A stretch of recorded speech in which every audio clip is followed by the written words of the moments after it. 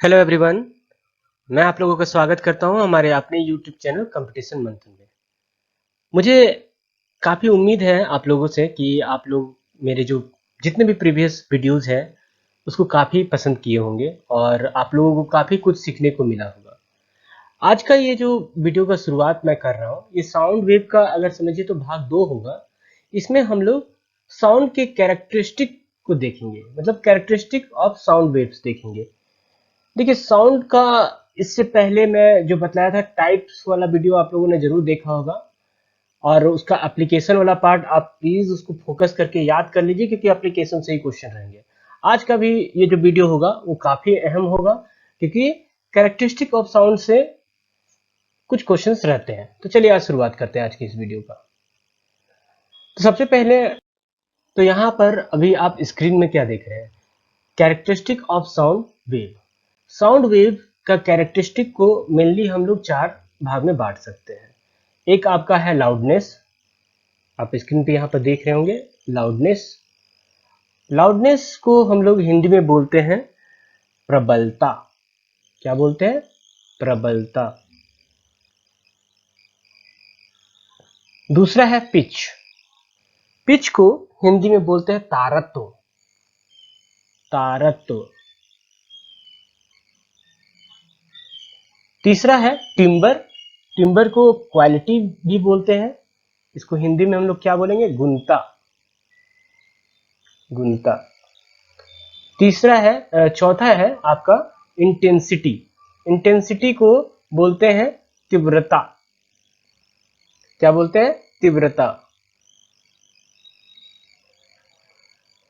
आगे मैं characteristic of sound wave को डिटेल से बताने से पहले मैं सबसे पहले ये बता दूं कि जो साउंड वेव होता है, यानी जो कैरेक्टरिस्टिक ऑफ साउंड वेव मैं यहाँ जो बताने जा रहा हूँ, ये जो पूरा टर्म है ये फंक्शन होता है या फिर यहाँ पर समझिए ये डिपेंड करता है कुछ सर्टेन पैरामीटर्स पे।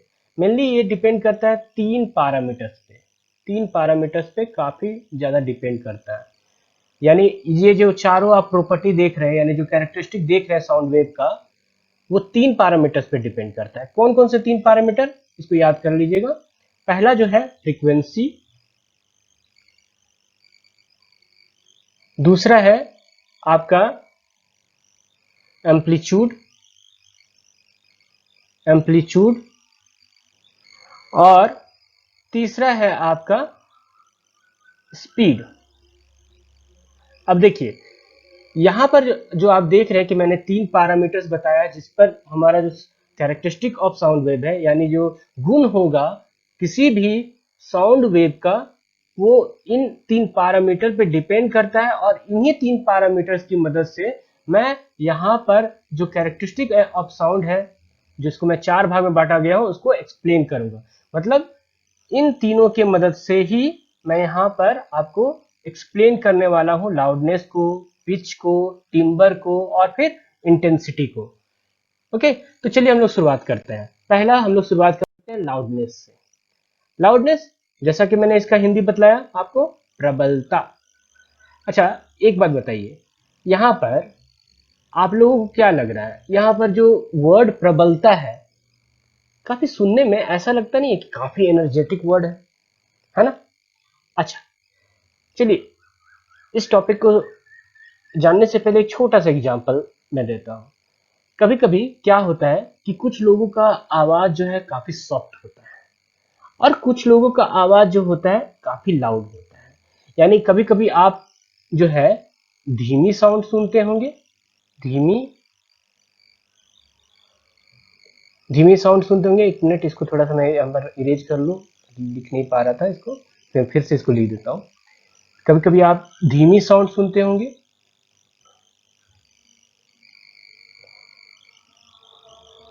और कभी कभी आप बहुत ही तेज साउंड सुनते होंगे, यानी तेज ध्वनि सुनते होंगे।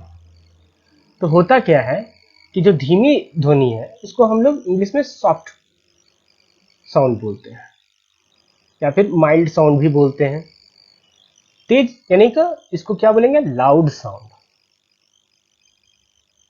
ठीक है, तेज साउंड बोलेंगे या तो तीव्र ध्वनि भी बोलते हैं इसको, है ना? तो ये जो आप देख रहे हैं कि कभी सॉफ्ट साउंड के बारे में बात कर रहे हूँ मैं और कभी फिर लाउड साउंड के बारे में बात कर रहा हूँ, इस चीज को डील करता है लाउडनेस। यानी लाउडनेस के अंतर्गत आपका सॉफ्ट साउंड आएगा और लाउड साउंड आएगा। ठीक है, इस तरह से लाउडनेस रिफर करता है आपका सॉफ्ट या लाउड साउंड को। यानी आपसे अगर कोई पूछे कि सॉफ्ट साउंड और लाउड साउंड को कौन इंडिकेट करता है, कौन बतलाता है, तो लाउडनेस बतलाता है।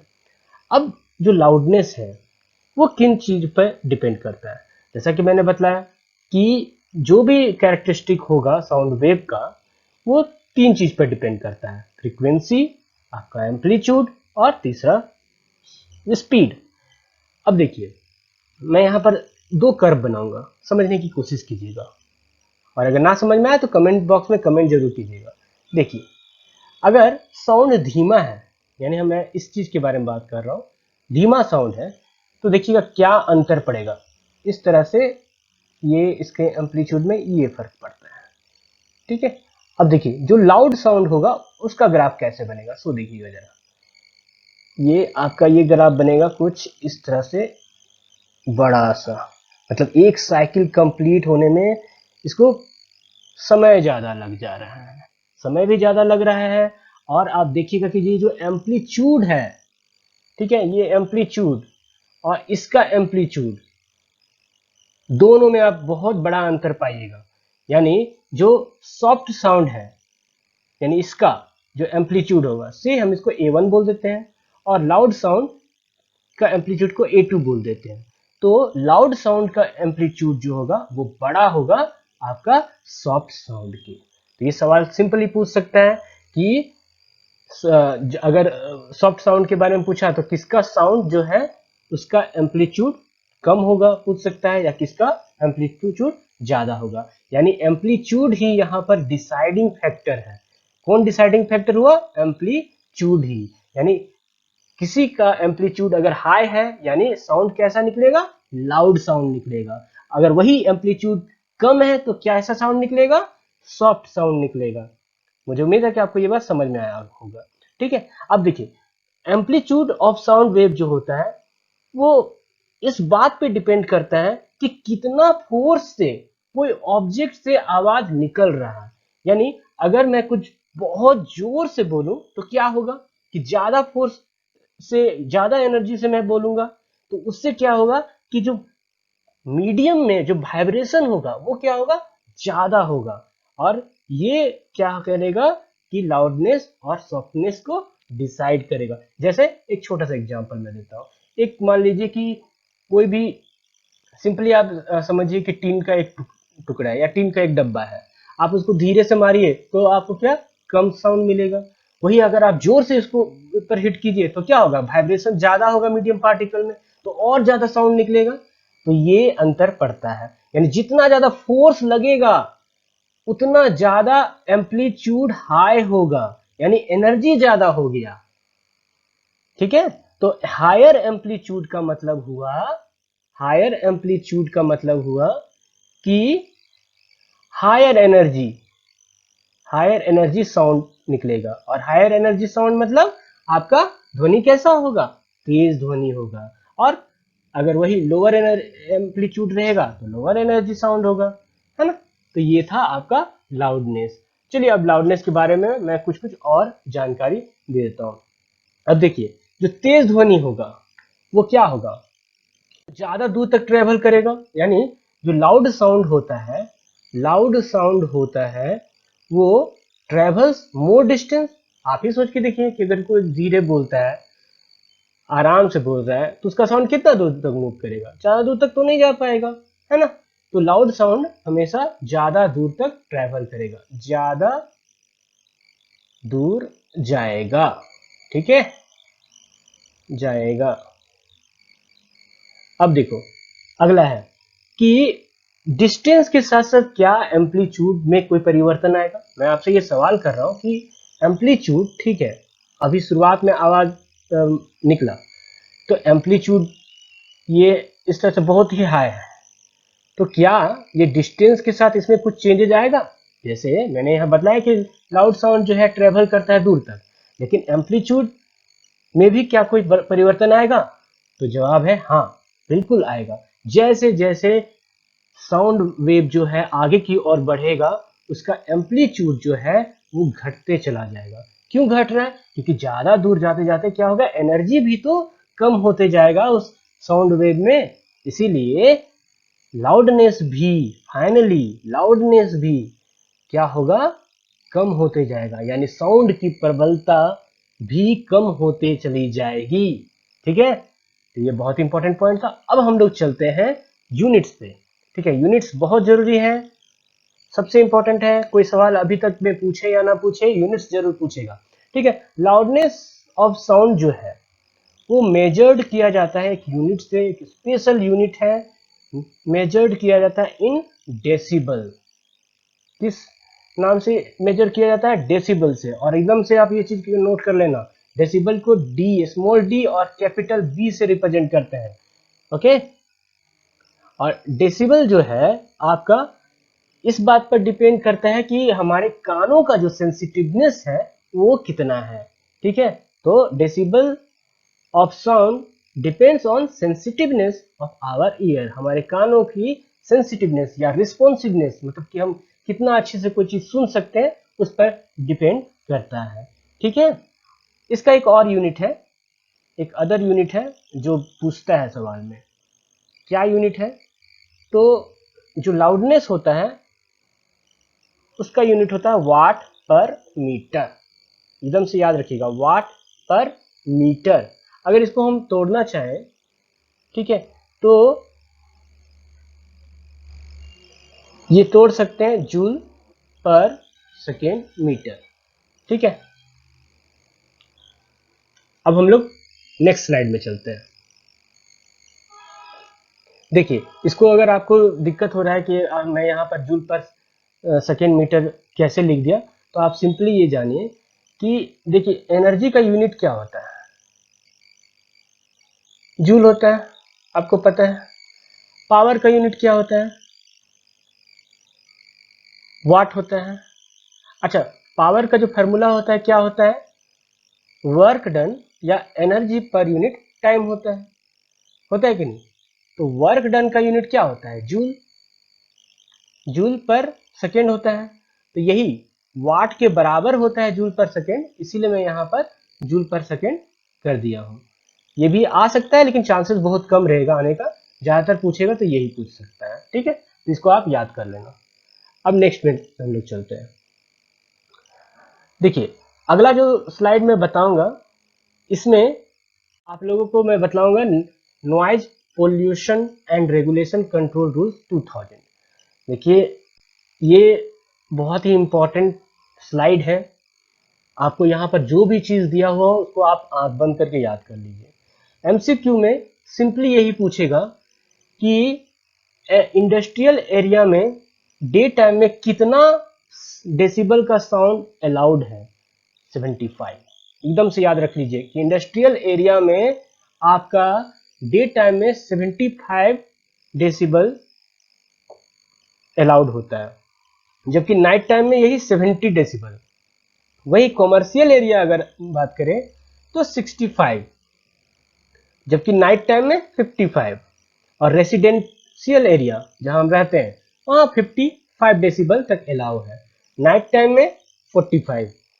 और जो साइलेंस जोन होगा, जैसे वो मेनली जो हॉस्पिटल वगैरह जोन हुआ, वहां पर 50 और नाइट टाइम में 40। अच्छा, ये तो चार्ट हो गया, ये आपका noise pollution and regulation control 2000 के तहत हुआ।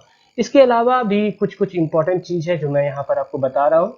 देखिए, WHO, जैसा कि आपको पता है WHO के बारे में, वर्ल्ड हेल्थ ऑर्गेनाइजेशन, इनका एक अपना डेटा है, उसमें ये बोले हैं कि 40 से 45 डेसिबल, 40 से 45 डेसिबल का जो साउंड होता है ये ह्यूमन बीइंग के लिए अच्छा है।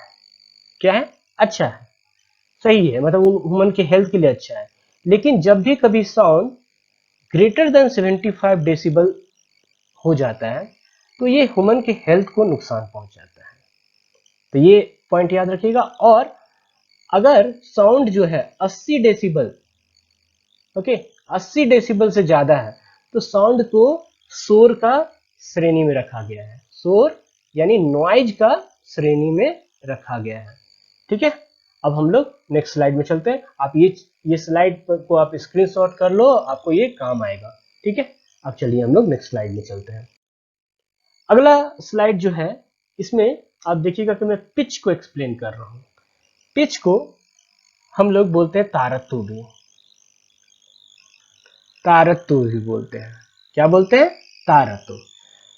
इसको आप शार्पनेस भी बोल सकते हैं, sharpness of sound, sharpness of sound भी इसको बोलते हैं।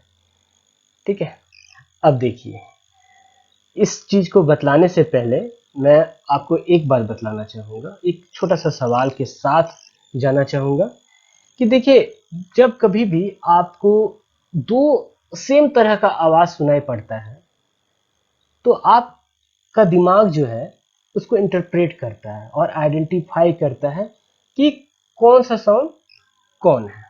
सिंपल सा चीज है।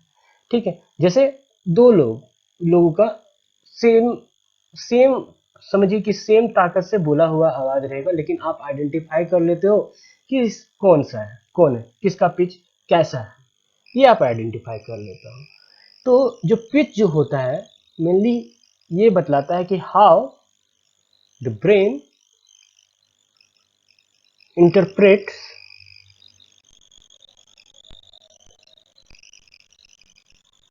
the frequency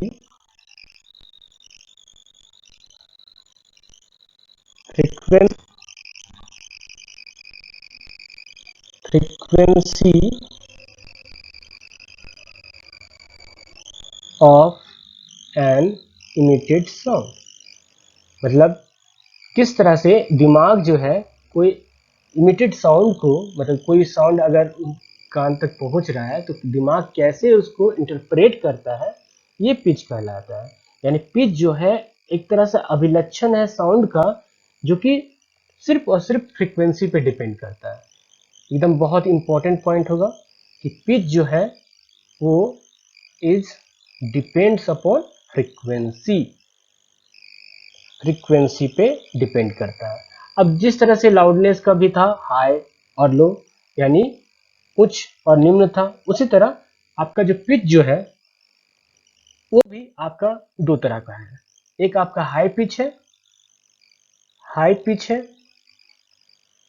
और दूसरा है लो पिच। हाई पिच जिस तरह से हम यहाँ पर बात कर रहे हैं फ्रीक्वेंसी पर बेस्ड, तो क्या होगा, हाई पिच में जो ग्राफ बनेगा वो कैसे बनेगा, फ्रीक्वेंसी चूंकि इसमें ज्यादा है तो जो दो साइकिल के बीच का जो गैप है वो बहुत कम होगा और तेजी से साइकिल फॉर्म करेगा, कुछ इस तरह से बनेगा।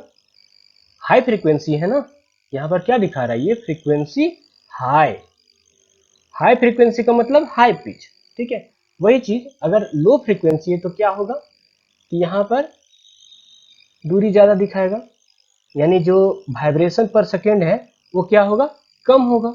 लो फ्रीक्वेंसी, लो फ्रीक्वेंसी यानी लो फ्रीक्वेंसी साउंड को लो पिच भी बोलेंगे।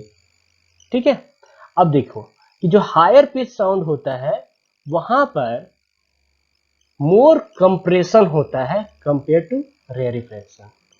एकदम ये बहुत इंपॉर्टेंट पॉइंट है, इसको याद रखेंगे आप कि जो हायर पिच साउंड होगा, higher pitch sound has more compression. मैंने पहले ही भी बता दिया है कि साउंड वेव कैसे मूव करता है, compression रेरिफ्रैक्शन, compression रेरिफ्रैक्शन।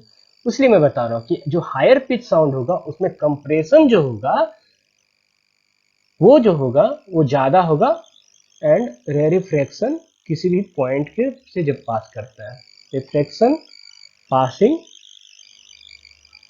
Through a fix point, through a fix point. Okay, तो ये था आपका पिच। ठीक है, अब मैं कुछ और इसमें आपको इंफॉर्मेशन देता हूं। जैसे जो भी ऑब्जेक्ट होगा, कोई ऑब्जेक्ट है चाहे वो छोटा हो या बड़ा हो, वो उसके साइज पे डिपेंड करेगा कि उसका पिच कैसा होगा। जैसे कि कोई चीज छोटा सा और कोई चीज बड़ा है, ठीक है, तो यहां पर से जो साउंड निकलेगा और यहां पर जो साउंड निकलेगा, दोनों का पिच अलग अलग होगा, आप ये याद रखो, ठीक है। तो बड़ा ऑब्जेक्ट रहेगा बड़ा ज्यादा साउंड निकलेगा, तो कम ऑब्जेक्ट रहेगा वो छोटा ऑब्जेक्ट रहेगा वो कम साउंड निकलेगा। अच्छा ठीक है, मैं अब यहाँ पर पिच जब मैं बतला दिया हूँ अभी सारा चीज पिच, तो एक एग्जाम्पल के साथ चलते हैं। एग्जाम्पल से अगर होगा तो बहुत ही आसानी से क्लियर हो जाएगा। जैसे कि एक लड़का का आवाज, एक लड़की का आवाज, आपका दिमाग कैसे उस चीज को इंटरप्रेट करता है, कभी सोचे?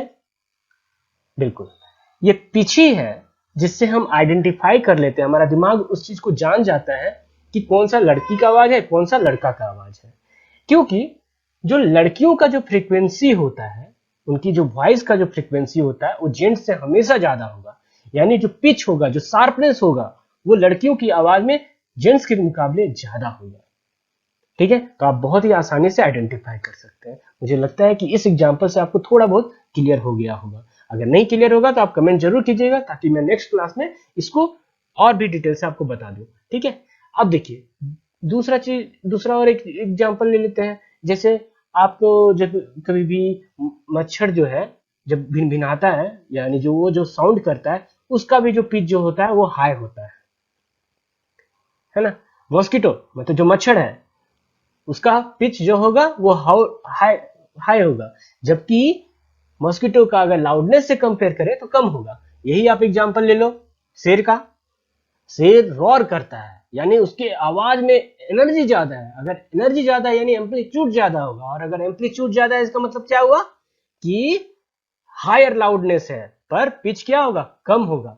जैसे लड़का लोग भी बोलता है किसी चीज को तो हाई एनर्जी से बोलता है, तो हाई एनर्जी से बोलेगा यानी एम्पलीट्यूड ज्यादा है, यानी उसमें जो है लाउडनेस ज्यादा है पिच के कंपेयर में। लेकिन लड़कियों के लिए कम के में जब बात करते हैं तो उनमें पिच ज्यादा होता है, शार्पनेस ज्यादा होता है, ठीक है। तो ये अंतर पड़ता है, ठीक है।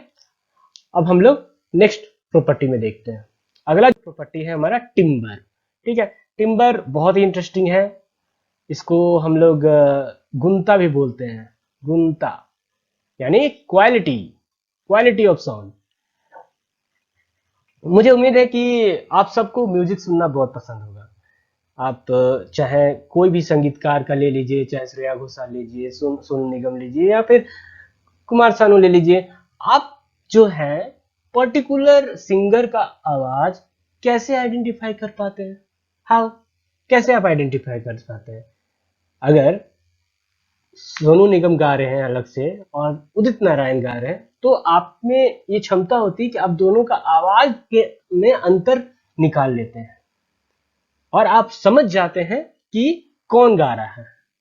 तो यही चीज बतलाता है टिम्बर, यानी क्वालिटी ऑफ साउंड को बतलाता है। दोनों का क्वालिटी ऑफ साउंड क्या क्या होगा, अलग अलग होगा। तो दो लोगों का अगर साउंड क्वालिटी अलग अलग है तो हमारा दिमाग उस चीज को आइडेंटिफाई करता है टिम्बर के नेचर के वजह से, ठीक है। तो टिम्बर ऐसा गुण है जिसके वजह से हम एक दूसरे का साउंड को आइडेंटिफाई कर पाते हैं, ठीक है। ये चीज होता है। अब इसमें इंपॉर्टेंट क्या चीज है जानने के लिए, सो समझिएगा। इसमें जो साउंड होता है, मेनली सवाल किस तरह आएगा कि अगर दो साउंड है सेम पिच का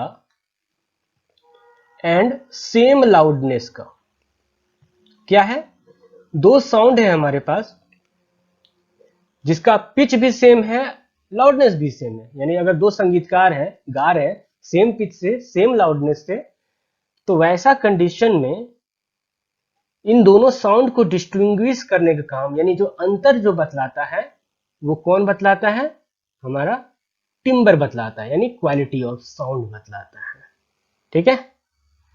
तो मुझे उम्मीद है कि आपको ये बात समझ में आ गया होगा। तो इसमें भी कुछ टाइप्स हैं जो मैं बतला दे रहा हूं। एक होता है रिच क्वालिटी, रिच क्वालिटी।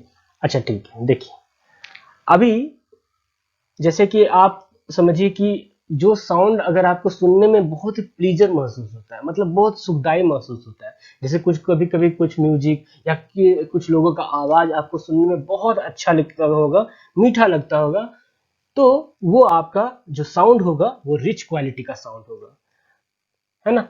अब मान लीजिए कि जो मैं बोल रहा हूँ आपके कानों तक पहुंच रहा है और अगर आपको अच्छा लग रहा है तो वो साउंड का क्वालिटी जो है रिच क्वालिटी का साउंड होगा। दूसरा है टोन।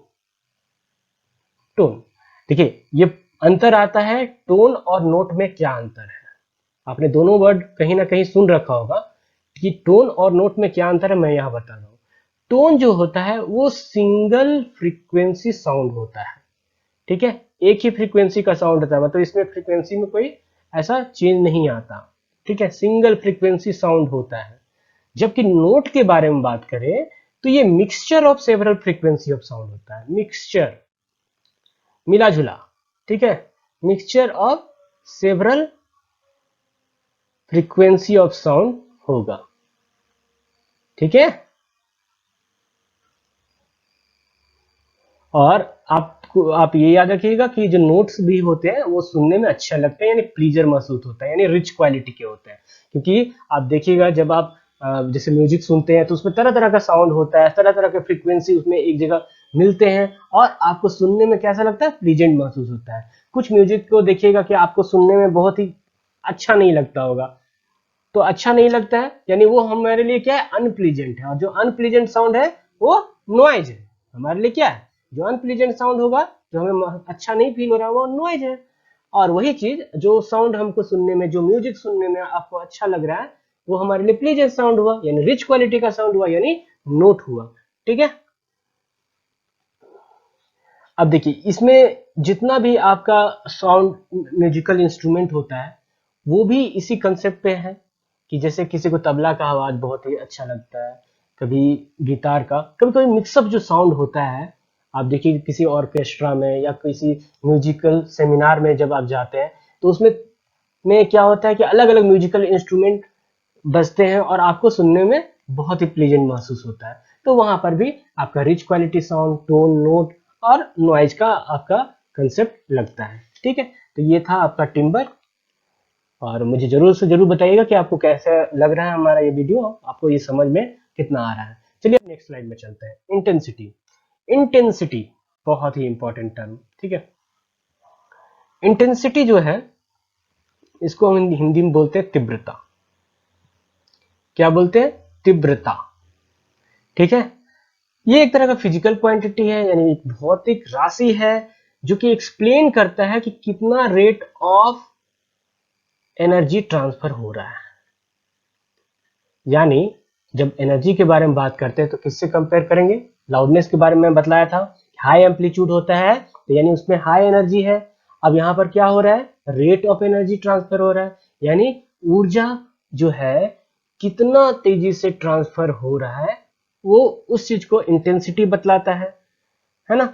अब देखिए कभी भी जो इंटेंसिटी ऑफ साउंड होता है, हम इंटेंसिटी ऑफ साउंड को आई से रिप्रेजेंट कर रहे हैं, वो डायरेक्टली प्रोपोर्शनल होता है एम्पलीट्यूड के।